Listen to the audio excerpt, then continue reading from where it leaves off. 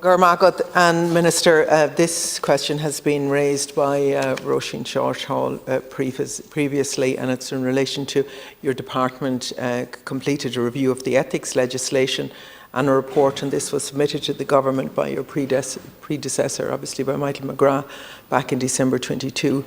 The government approved the review's report publication and agreed to the preparation of a general legislative scheme to reform the legislation informed by the review's outcome. And what I wanted to know is, when will this general scheme and legislation be progressed? I heard the answer you gave previously. Have you anything to add to that?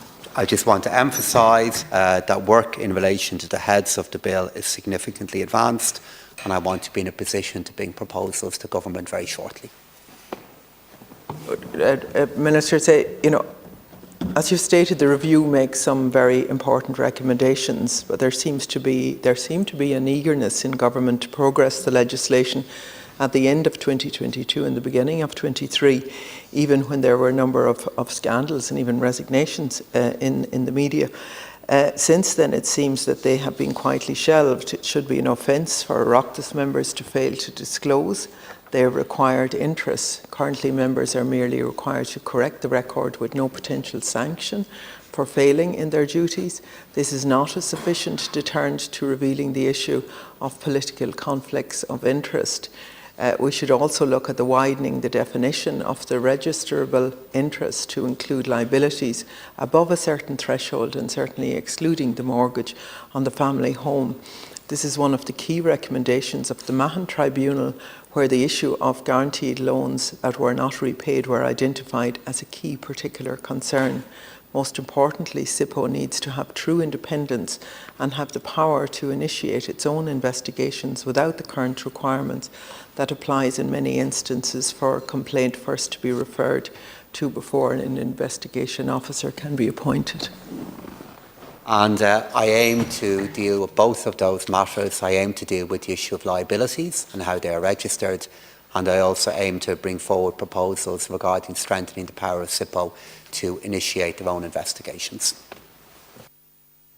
I hope that this will allow SIPO to be more proactive in certain instances, allowing it to act where it feels suspected breaches of the ethics framework have taken place.